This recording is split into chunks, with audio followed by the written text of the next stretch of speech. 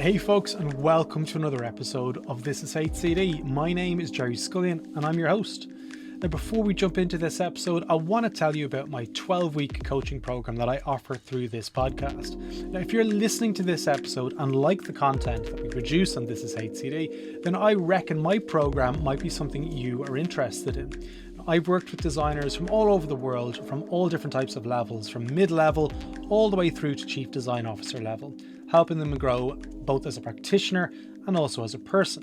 For more information, see the website and schedule a free chemistry call with me. If nothing else, it would be awesome to connect with you. Now, today on the show, we have Damian Kernahan from Proto CX in Sydney. And unbelievably, we did not cross paths when I was living in Sydney. And we speak about this a little bit on the podcast. But I 100% know of Damian's work from when I was living out there.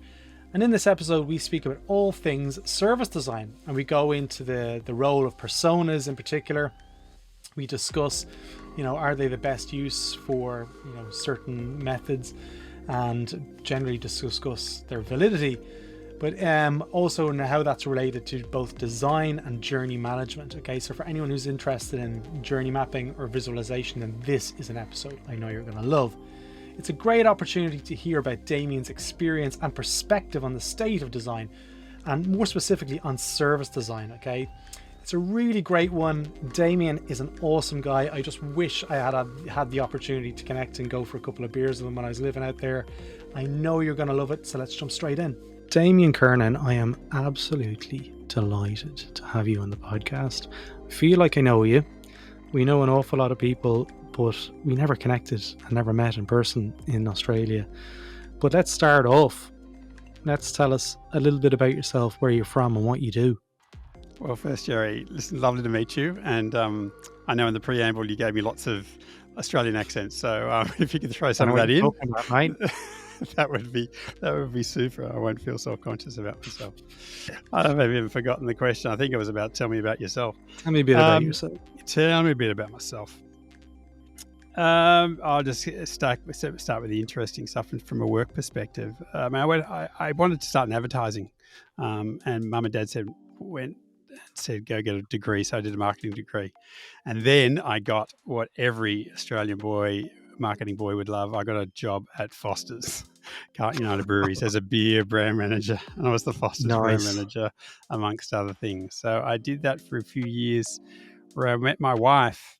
And she was a tax lawyer at the time, and we met. And then a few years later, we ended up. She got a job actually in New York. They needed somebody. Get this, they needed somebody to work in the Ernst & Young tax practice, but understand English law. So Australian law is English law, but they needed to be based in Barbados initially. So she worked for the Caribbean tax practice. We lived in Barbados for 6 months, lived on the beach. I lived there for 3 or 4 months. She lived there for 6. And then we moved to New York in 2000. And so we worked there. And then I worked for Diageo, which is the global drinks company, which is fabulous. So I did that for a few years. That was great. Really had a great time in New York, and then moved back and got my boyhood dream of actually working in an ad agency and work for Young and Rubicam. And I did that for 5 years. I ran an ad agency, ran in Telstra in Melbourne, and also worked in Sydney and did a whole bunch of things there. And then I wanted to scratch an itch, which I'd picked up in New York. I would work with a brand strategy agency, and wanted to start my own business. So beginning of 2008, I left Adland and started a business.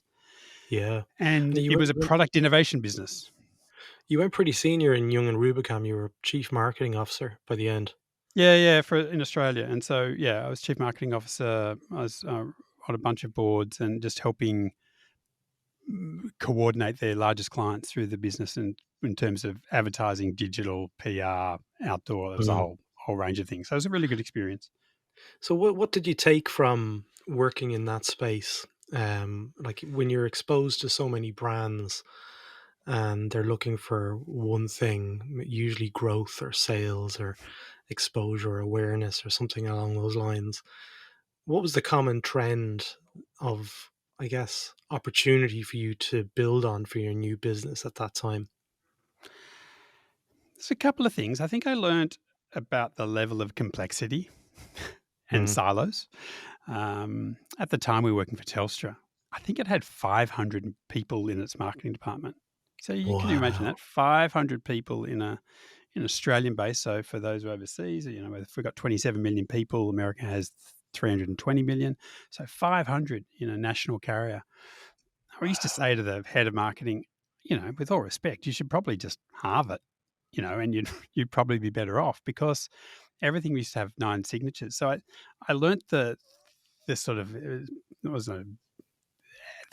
the idea of complexity and silos and slowing things down, and Mm. how when organizations got too big, they couldn't move very quickly, and they couldn't Yeah. adapt as quickly as they want to. So that was the one. And then the other one was, you want to ask a question? No, I just remember on that point, I remember years and years and years and years ago, I used to be at MySpace in Sydney. Do you remember Oh, yeah. MySpace, the social Yeah, I network? do. Wow. And I remember I was lucky enough to get lunch with the global CEO. You all got 20 minutes with, with this person. His name's Mike Jones. He's a super smart person. He owns Science, this VC company in Los Angeles now. And his first task was taking the business from 1,200 employees down to 400, I think it was. And I was like, so that was your week one. What was that like? And I was like, why did you do it? Like, because he was firing all my mates. He was firing all these Yeah. people I knew and worked with in LA. And he was like, oh, what was happening was we would all go into our little silos on the Monday and we'd all work really hard.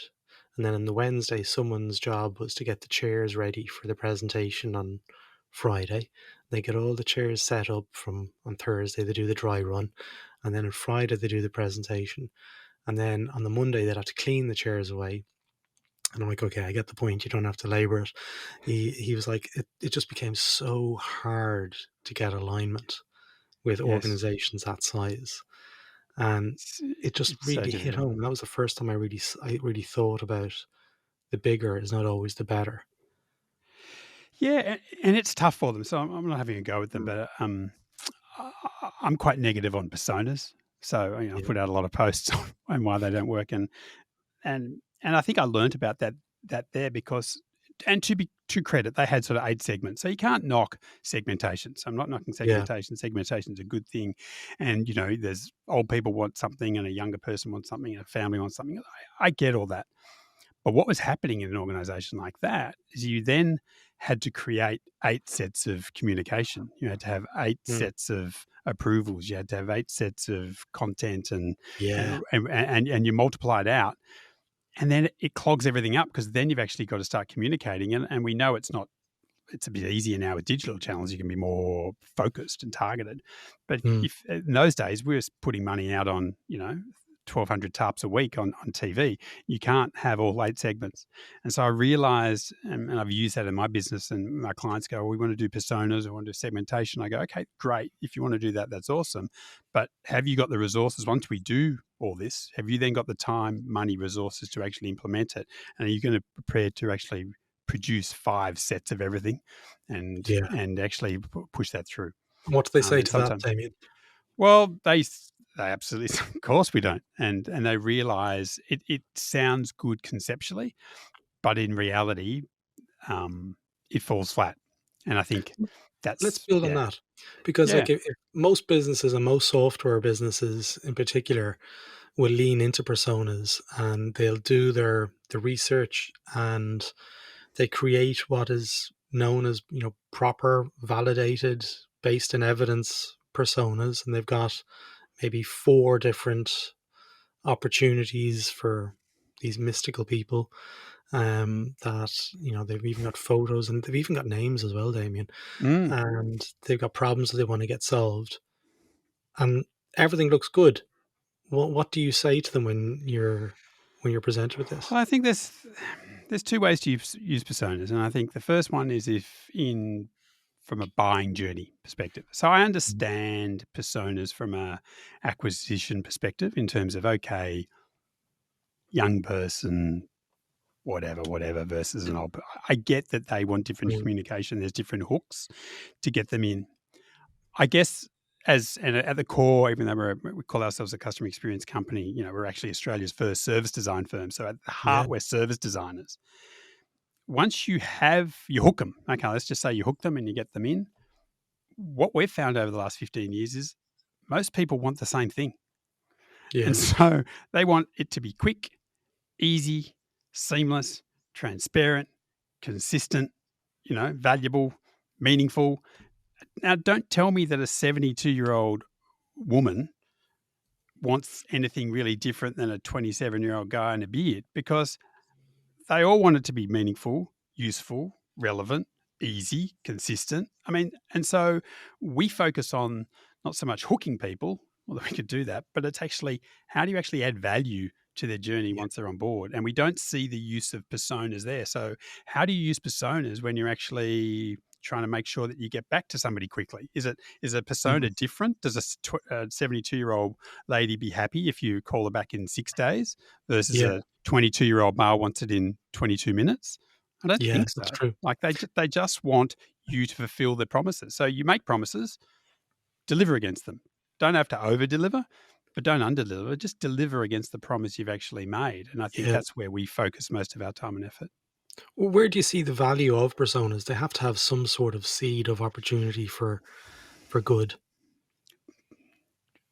Well, do they? No, it's So a loaded question.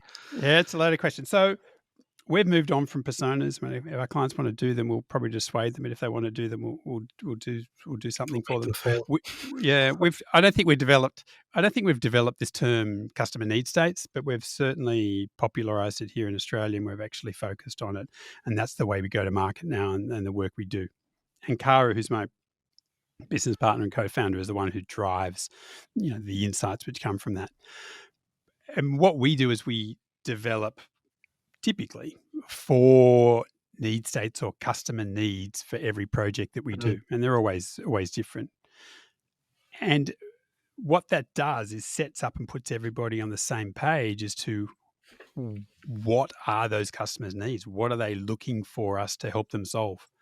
Mm. And we also find that organizations throw words around really easily. They probably throw their values around really easily, but they also throw other words around like transparency or confidence or control or support or education or information. But you go around a room or you run a workshop and you say, okay, what does confidence mean to you? You'll get 10 different definitions Responses. and explanations of what confidence means for your customers. So if you're saying, what does confidence mean for your customers? You get 10 different answers. What we do is we standardize that and go, we've spoken to your customers. This is what confidence means for them as it relates to the context of the product that you have in the market that you're in with the problem they're trying to solve in their life. That's So it's what much more confidence succinct. means. It's Much more far more succinct. succinct, and it's actually relevant. It's coming from the voice of the customer in terms of what Mm. they feel is confidence. And so as part of that, we're also articulating what are their visceral needs? Like, what is the visceral things coming through to them? I think too many people turn away from emotion. They walk into, and make sure I come back to this, Jerry, but too many businesses, they're human, and then they walk Yeah. into a business, and whether that's metaphorically now or they walk into an actual building, and they switch off their humanness, and Mm. they adopt their business persona, for want of a Yeah. better word, and they forget that they're the customer. That that's just like they get frustrated when their phone company cuts them off. Guess what? Their customer gets frustrated when nobody gets back to them, and they forget about this humanness. So I think injecting emotion, Mm. and actually articulating the emotions that irrational, mostly seemingly irrational emotions, which are generated when things happen to customers. We hear Yeah. this from our clients all the time. I don't understand why they feel like that. And it's Bob Mester from, Jobs to be Done theory that talks about this a Mm. lot, but the seemingly irrational, once you actually talk to these customers, they'll explain to you in quite rational detail why they're acting irrationally. And once Yeah. you sort of, as he says, once you see it, you can't unsee it. And I think that's what we try to impart with our clients, to go, we want you to deeply, viscerally understand your customers and the emotions they've got, because humans are not rational beings. I know you expect them Yeah. to click in that top right hand corner and log in 2 seconds unaided every single time. Guess what? They can't Yeah. always. It's funny what you're talking about, a face-to-face experience there of maybe in store or in branch or whatever it is. And very often, in my experience, the systems that the organization has developed for the backstage to occur, so things like interfaces that support the customer interaction at the point of sale or whatever it is, are so strict that they don't have any flexibility to deliver that kind of customer experience that the customer is looking for. So it might be a case of asking, say, listen, look, I've been in here 10 times in the last 3 months. I've spent $6,000. Is there any chance of a discount? Like, oh no, computer says no. I need to go to management. And I don't, like those kind of systems, they just don't allow the human experience to occur as much anymore because head office, kind of design these systems that don't allow those human experiences to occur.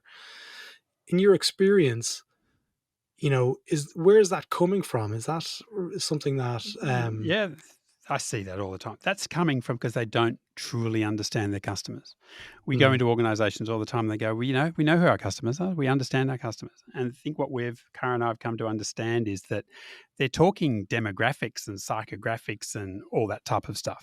mm, What they don't understand is the frustrations and the triggers and those seemingly irrational things that drive them. I mean, just to bring up the point that you talked about just then, if I've been a customer and I've spent all this money, if you had spoken to your customers and enough of them, not that many, mm, but 8 to 10 of them, they would tell you, like, I've spent 20 grand with you. Like, where's the yeah, freaking love? Where is the yeah, love? I'm giving you a lot of love and I want a bit of wiggle room. And, we've done this. I can't remember which client it was, but I remember a few years ago, one of our recommendations was like exactly that. Like these high end clients have spent a lot of money with you, but when something goes wrong or they do something, they miss, they're supposed to do something on a particular month and they don't, you slap them. mm, It's yeah, like, can't you just give them a month off and hey, warning, say, hey guys, you're supposed to actually do whatever you're supposed to do. You didn't do it this month. You've been a good customer. I'll give you a free month or 2 months off. And then, 2 months down the track, it happens again, you have a different conversation. But for us, it's not this deep understanding of it's, there's this thing where for brands and customers, it's not fair. There's not yeah, an even thing. We as customers expect more of brands than probably they should do for us. Is it mm, right? Is it right? I don't know if it's right, but it exists. So yeah, you have to work with that the fact that we mm. just have this sense of we should be getting more from you. You should be actually delivering more value for us. But it's also the businesses that are doing it really well and they over deliver kind of the baseline moves. So they kind of go, I've had a great experience with this business over here. They were able to respond to my problem within, an hour and I got a phone call back. Whereas now I'm standing in line and you're passing me a piece of paper that I need to post. There's that kind of Yeah. disconnect between the experiences. So when some other business does it really well, it kind of pushes the bar a little bit further. Yeah, I think some. Again, I didn't coin this phrase, but it's the last app used, and it doesn't matter whether the last app was Yeah, a health app, and then I'm doing a retail app, and then I'm doing a government app or whatever it is. The as you say, as organisations or brands start doing elements better, like yeah, we just expect it. Like on my iMac now, I've got this little button which I just put my finger on and unlocks my computer. Now, the fact that I actually have to type my password in to unlock my computer seems like anathema to me. But yeah. my new baseline's gone from here to here to here, It's always and, moving. and well, it's always moving. And I think the point you make is about these inconsistencies across channels. Mm, We see too many organizations looking for that. Let's delight the customer and we'll pick this mm, channel and give a signature experience. But we've interviewed thousands of customers over the last 15 years. And what we've found is as humans, we just want it to go like yeah, that. Like it's either go at this level, or go at this level. I don't care which one it is. But when I go to Macca's, I know I'm getting this one in McDonald's, Dublin, folks. in Sydney. Sorry, Macca's, McDonald's, in Sydney, Dublin, New York. It's going to be, Yeah, consistently the same. And I you know think, what you're going to get. well, you know what you're going to get. And I've started Indigestion. using the term about this metronomic. Too fancy word, isn't it? But that thing on a piano, which Yeah, just measures, you put your metronome. weight on metronome, and so how do we make services metronomic? Because products are actually released from factories. This is the difference between products and services. A product is released from a factory and it has to work, because if you return a faulty product, they have to give you another one and put the other one in the bin, and it costs them a whole bunch of money. But every single day in the world, faulty services are launched every single day. So, what do I mean by that? Mm, Insurance companies sell life insurance. They go, well, people who have life insurance, they probably have cars. Why don't we launch car insurance? And they've got the actuaries, and they've got the brand, and they've got the distribution channel, and they put something together, and they run it out the door. But they haven't really designed the journey for the customers and the drivers and their mm, needs in a really detailed fashion. And as a result, it doesn't break. It breaks, yeah. and a lot of the time you have to put up with it, sadly. And then they get designers in to retrofit. They kind of say, okay, well, it's not working, it's breaking. And they've kind of launched something without the involvement of design. And then the designers are required to fix it. And then what? Like, is it a case of helping the organization identify that there is a better way to launch these things? There is a better way to determine the need states up front versus launching and then kind of trying to catch the rain after it's been launched and trying to fix something that's constantly moving. Is that kind of where you see the opportunity? It's kind of twofold. One is helping them fix the existing services, and two, helping to cultivate a better understanding and how to design these services. Yeah, absolutely. And we're seeing it more and more, but still probably not enough. Yeah. And that we go back to this thing, this idea that CEOs or senior leadership go, we know our customers. I mean, and they look at the customer experience team and they go, guys, surely we know who our customers. Surely you can fix this. But it's pretty hard to read the ingredients from inside the jam jar. Yeah, And well, there's that's also, true. so I think that's difficult for them. And so I think it's one, they expect their internal teams to be able to do it, but they Mm, forget there's internal bias. They haven't got the skills because they've been doing different things for the last 15 years versus maybe like people like you or I, who that's all we do, yeah, 24/7 and been doing it for 15, 20 exactly. Same years. here. And so it brings in different skill set, and they've also got BAU. So I think Mm, it's difficult. I'm seeing more organisations. We're working with Western Sydney International. So there's a new international airport being built in Sydney, Australia, really? and it will be launched in 3 years' time. And we're working with them right now to actually do all that design work. So they've invested. There's some great people out there that are investing the time and money to go. How do we actually create a world class airport experience? And we're talking end to end from before you even start booking to when you go out, Nice. when you come back, and when you get home, and looking at that whole end to end experience. Because let's face it, if you look around the world, there are some pretty second class and third class type of airport Oh, experiences. absolutely. So whereabouts in Sydney is the airport going to be? That's in a place called Badgerys Creek. Oh, So they it's could have out picked in a better name. It's about 60. It's about 60 kilometres to the west of Sydney, near the foot of the Blue Mountains, Your and it's going Penrith? to be yeah, out that way, absolutely, and it's going to be phenomenal. It's going to be a Quite like the phenomenal area. airport when they're finished. Great. It's going to be 24, because Sydney Airport is, for those who've been here, is right next to the city. It has a curfew, and so planes stop at 11 o'clock. That's This will right. be 24/7. So it'll really change the face of Western Sydney, and the whole freight and logistics and all that type of stuff. But there's an organisation who's putting the time and effort into understanding it, because they understand that Mm. there's if they don't do it, it's going to be super expensive on further down the track. Um, So on that point, there's if you're to take it from a human-centered design perspective, it mm. makes sense to deliver a really great service, airport experience, the whole customer experience. But then as we zoom out and we think in terms of Earth-centered design, is that the right place to be sticking an airport at the foot of the Blue Mountains, which is one of the most spectacularly beautiful places?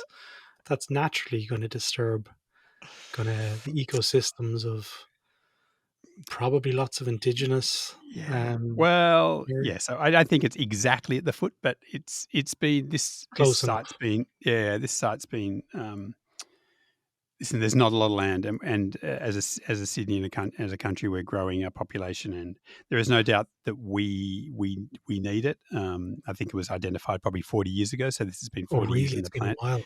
It's been a long, long time since this has been identified, and you actually need that space because it's a whole ecosystem, a commercial Mm. ecosystem that's going to build. So it will actually redefine outer Western Sydney, and it will be a really Absolutely outstanding brilliant for thing. Parramatta and all those places where getting into the city is just like an extra 90 minutes on terms of your flight times.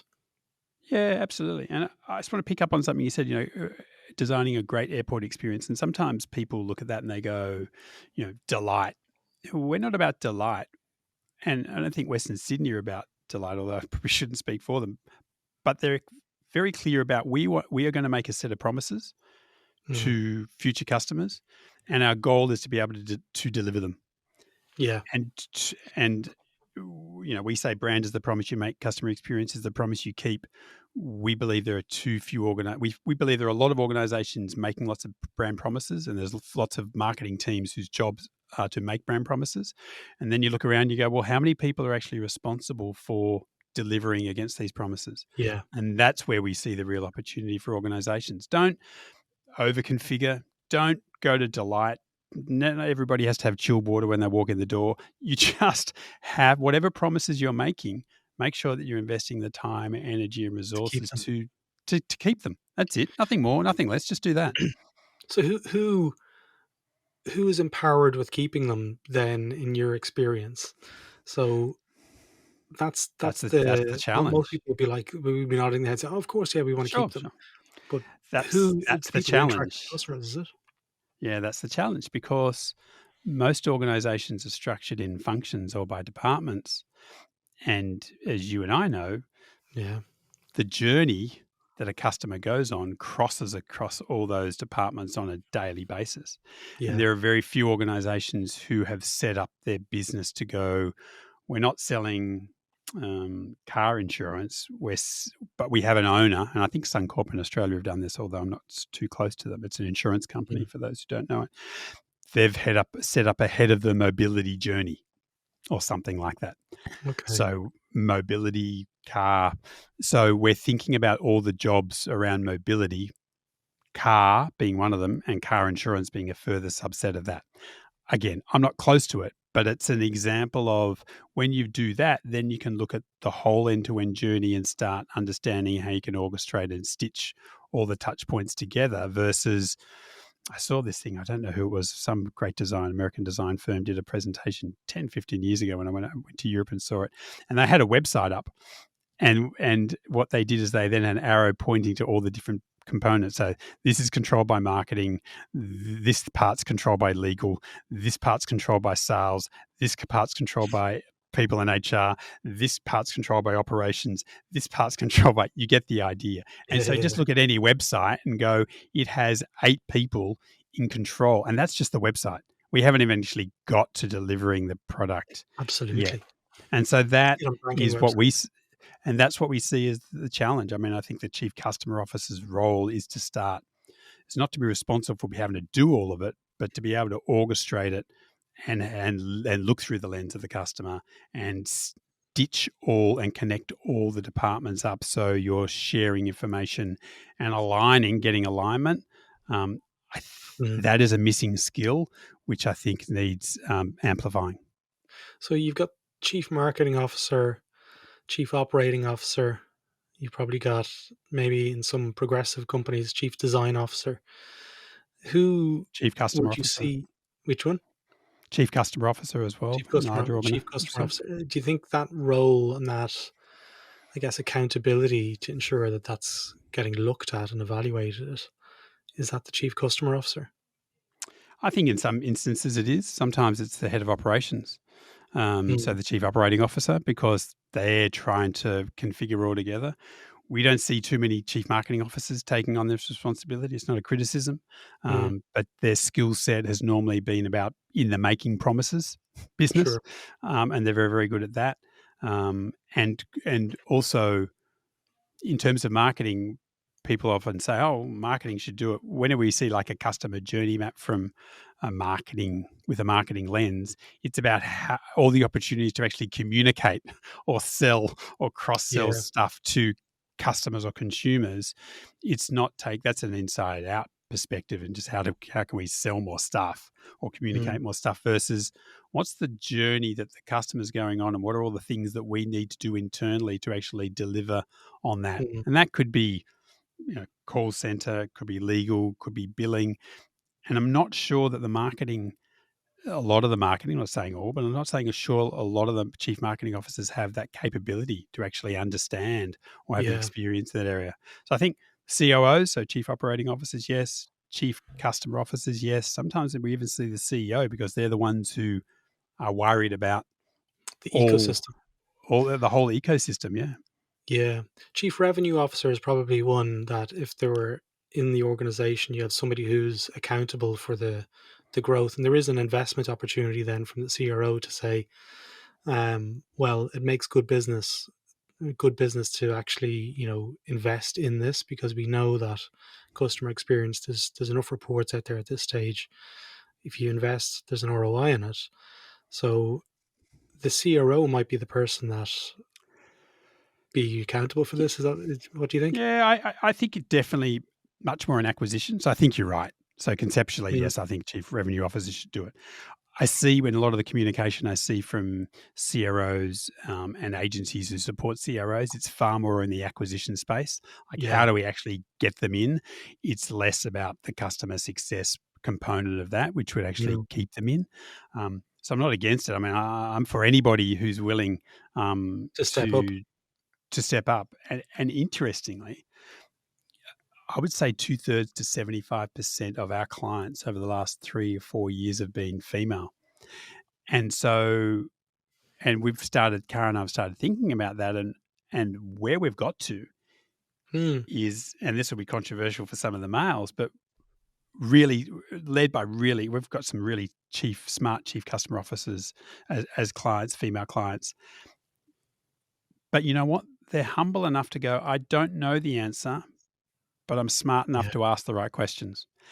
And sometimes, maybe more than sometimes, too often, males, and I'm a, white, privileged white male, and it's typical. It's guys like me who think they have all the answers, and it's a sign of weakness not to have all the answers. Like how do I not know how to stitch all this together and make it Mm, all work? Surely I've been in business, I've been successful, I'm earning a lot of money, I'm got 1,000 people under my control. Surely I can get this done. And we're seeing females just willing to say, I don't know how to do it myself, but I know how to yeah. ask the right questions, get the right people in, and orchestrate it so it does happen. And that I think is There's an probably be opportunity there. it's an opportunity. Yeah. I just want to, when you were talking there about great customer experiences and opportunities for people on the front line to make those judgment calls to enhance that experience. I'm going to tell you a story here. It's a little bit of a winding road, but stick with me on it. Go So for it. we were 10 years married last week. Okay. And, Congrats. I've started taking up, anyone who follows me on Instagram, sourdough bread. I've started baking sourdough and it's a daily ritual. So you have to plan ahead for the day. And I love the process. Okay. And it takes me about 20 minutes. But we have a person that comes into the house and helps tidy the house and clean the house because we've got two young kids. And I've got this thing that I bought when we got married with some of the money, a Le Creuset Dutch oven. Okay. Mm. And it cost me Yeah. $450 for this pot. Right. And I love it. Okay. And it's so expensive. I couldn't believe I was spending it, but it was wedding money. They Yeah. said to me, look, you'll have it for, your generations will Life. have it. They sold it into me, okay, and I was like, okay, I'll do it. And it is amazing. It really is. It Yeah. is amazing. But the person that came in and cleaned the house was trying to save space in the kitchen and put a salad washer plastic thing inside the Dutch oven. Because they're so hot, or so heavy. I put it into the oven and heated the oven to 240 degrees for my sourdough. No. And after a day of molding my dough, I opened up the oven door and took out the Dutch oven, about to put my dough in, and I saw melted plastic all over this $450 Le Creuset pot. I shouted a few profanities, looking up towards the sky, and threw ice on it and tried to save it, but it took some of the enamel away. And I was like, oh man, my wife is going to kill me. So this is not going to be the 10-year anniversary that I was hoping for. So I did what anyone else would do. I was like, okay, I Googled around, looking for people to repair this. I was like, is there? No, there's no one. I said, nothing for it. I'm going to call Le Creuset. So I called Le Creuset and got through to somebody, and they go, hey, how can I help you? And I go, well, told them the story. And there was a silence at the end of the phone. And they go, that must have been awful. I'm so sorry to hear that. And I said, do you know anyone who can repair this? She's like, hang on 1 second. And she puts the phone against her chest, and I could hear her talking to somebody. She was like, Jerry, where do you live? And I go, I live in Ireland. And she was like, right, can you send me a photograph of what's happened? I go, yeah. Did it on the phone. And she goes, give me a minute. And she comes back, she goes, we'll replace that for you. And I'm like, you, sorry? I said, you'll replace it? So why? It was my fault. I said, like, they're so expensive. I was trying to tell her, like, are No. you sure? Are you sure? And yeah, sure enough, I got DHL'd brand new Le Creuset pot sent to me 3 days later. $450 worth for no And questions asked. what an And amazing I'm story. And telling the everyone empathy. about it. Yeah, and you'll tell another 100 people. So you will pay them back, hundredfold. The Mm, empathy, what struck me, I mean, it's phenomenal that they did that. yeah, But it's the phenomenal. empathy for her to say that must have been, because that must have been awful. Like, let's just I was stay there for a shocked. while. That must have been awful. Yeah. And and you talk about, staff and, we develop customer experience principles Mm, for clients because they don't need a 50-page book telling them what to do. They need to know, and yeah. it's different by client, but they need to know. Let's just say a customer experience principle is support or care. Care Mm. in this Which they all instance, talk about. yeah, which they all talk about. But you just need to know what care means, and then you go, when I'm hearing this story, what's the principle that I need to bring up? It's like care. I need to look up that, and then empathy follows that quickly. I think that's a phenomenal story. And Which when one that I'm talking about? we see too few types of examples. It's short termism. Mm. We see short termism too often. But in that sense, there you've got somebody who is experienced on the phone, okay, Yes. and too often you get somebody who's inexperienced and cheap on the phone, and there's a standing operating procedure on how they handle certain situations. They're almost following a script, and it's legally binding, and it's they're not getting themselves into any trouble, and the calls are being recorded. In this instance, they were able to make a judgment call, and that flexibility that I alluded to at the start of the conversation almost gets designed out, and that's what we Yes. lose through technology. Yeah, I agree. I mean, I heard a story years ago. Swisscom, Mm. the national carrier, they used to have a €50 budget for their customer support staff to be able to flex, just like Oh, your lady. really? And then they increased it, did some human centered design work, and they increased it to €500. And the Ah. concern was, wow, we're giving all these, hundreds of people the opportunity to actually give away €500 a pop. We're going to lose money. What happened? Credits went down. The amount of Mm. credits they were handing out went down, even though they had 10x the amount that they could give away. So that seems seemingly irrational. Why is that? Yeah. Because they felt a greater sense of responsibility and onus on them to look after the money they've been entrusted with. And Ah. therefore, they were more judicious about how they did it. But if they needed to, they could hand it out. Yeah. Um, and so, Yeah, I was in the airport in Melbourne catching a flight the other day. I was actually on a flight. Qantas offloaded me, and then I said, I'm looking on the board and I'm on the phone to them and saying, well, I can see a flight. Like there's one leaving in like 10 minutes and I'm at the airport and I'm walking to gate 8, which is where this flight was, Mm. even though they'd chucked me off. And they, to your point, the procedures or the standard operating procedure, she said, came back on and then started giving me all this waffle. And I went, listen, I'm I'm walking, Damian I'm Kernahan from running, I'm Status. Damian Yeah. Kernahan, I'm running to gate 8. Am I on or not? Yeah, that's what I need to know. We can cover the rest of the time. Am I on or not? Well, I'm sorry to tell you, sir, that in this, I wasn't. Yeah. But Oh this, man. like, not really understanding that you've chucked me off. I've said there's a flight. I'm heading to the gate. I'll just start reading my script rather than what's the job I Ah, want done. I want to know, am I on or not? Because if not, I'll go back to the Qantas Club and have a cup of coffee. yeah. Look It's out the window. I look out the window. Yeah. But you're right. A lot of it's been designed out for efficiencies, which ends up being sub efficiencies, really. And I think that's what a lot of people listen to this podcast and they just want to try and ensure a human experience, that we're using technology really to take away the pain and amplify the human experience. That's really what I hope for in the future of design, that we're not being swallowed by technology and we're being replaced and we can barely get hold of humans on the phone to have that empathy. Because you imagine if Lou Cruz looked at that situation and say, why do you want to call us? Please go to our website and fill out an application form. That is the most logical explanation there. If you had Uh, somebody That's looking efficient. at it. That's cost efficiency, Jerry. Yeah. Right there. But like the fact is I've easily told this story to 20 people in the last week. And it's not all about like, I'm gonna tell everyone. That's not what it's about. It's really about that I am now a customer for life. And I am going to, when I go to buy something in the future, like when I win the lottery and buy another Dutch oven pot, I will buy A blue. If from you that got an brand. orange one, you'll get a blue one. Yeah. But Have like I matching will. matching pots.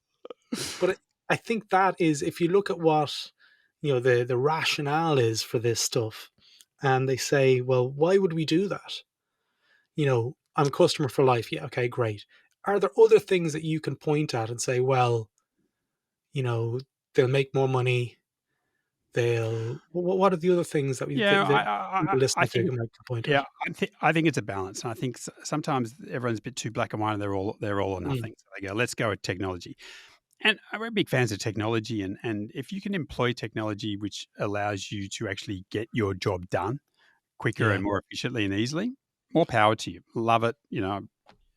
It's great, but things break and things go wrong, and technology doesn't always work. And I think this is the missing piece for organizations. yeah, Knock yourself out with technology, spend up, make it really, but or and accept that things are going to go wrong sometimes.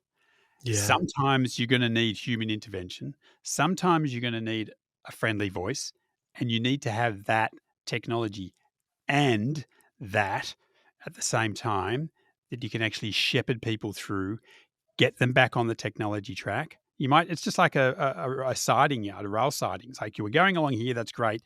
Things have gone wrong because I've got a bit of a derailment. yeah, Let's go off to the siding track with a human, bit of care, bit of empathy, bit of support and love, redirect you back on, and off you go. And that would cost them very little, but it's this yeah, all or nothing thing where it's like it's all technology or it's all people. That's too expensive. And I think it, yeah. it, it can be both. It can You can absolutely be lose the both. run of yourself by just leaning into technology so much. Absolutely. Yeah.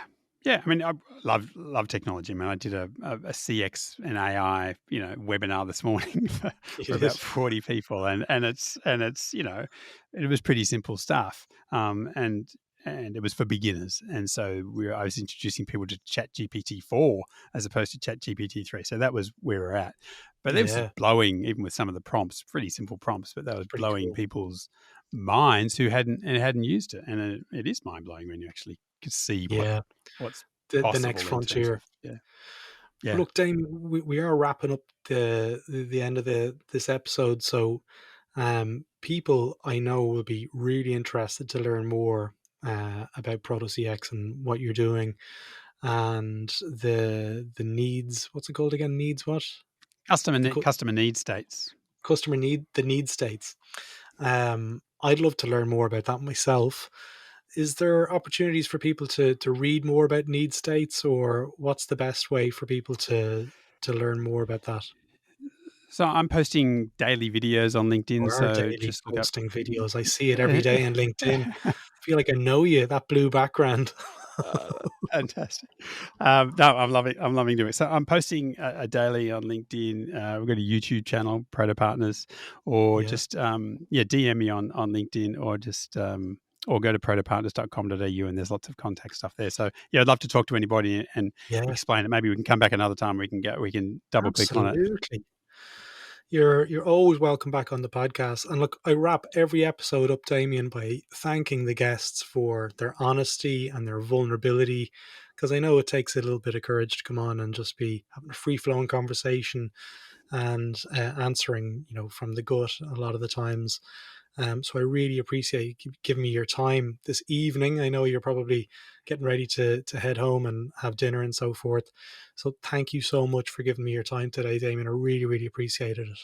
Thank you, Joe. I really enjoyed the chat, and any Damian Kernahan. So any Irishman, I'm happy to talk to or have a beer with. So thanks for Yeah, your time.